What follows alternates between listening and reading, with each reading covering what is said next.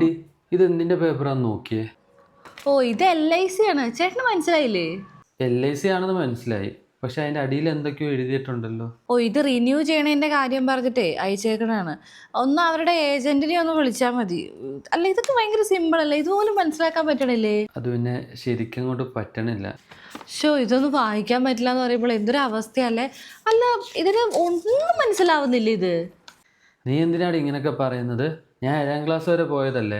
English ലെറ്റേഴ്സൊക്കെ എനിക്കറിയാം, പക്ഷെ അത് വായിക്കാൻ കുറച്ച് ബുദ്ധിമുട്ടാണ്. എന്തൊക്കെയായാലും കഷ്ടമല്ലേ, ഇന്നത്തെ കാലത്ത് ഇംഗ്ലീഷ് അറിയില്ല എന്നൊക്കെ പറയുമ്പോൾ എന്തൊരു അവസ്ഥയാണ്.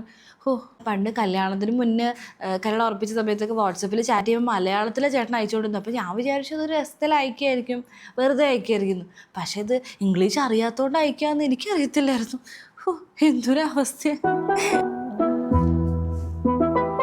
കണ്ടോ അമ്മ, ഈ നോട്ടീസിൽ ഇംഗ്ലീഷ് ഒട്ടും ചേട്ടന് വായിക്കാൻ കിട്ടുന്നില്ല എന്ന്. എന്തൊരു അവസ്ഥയല്ലേ.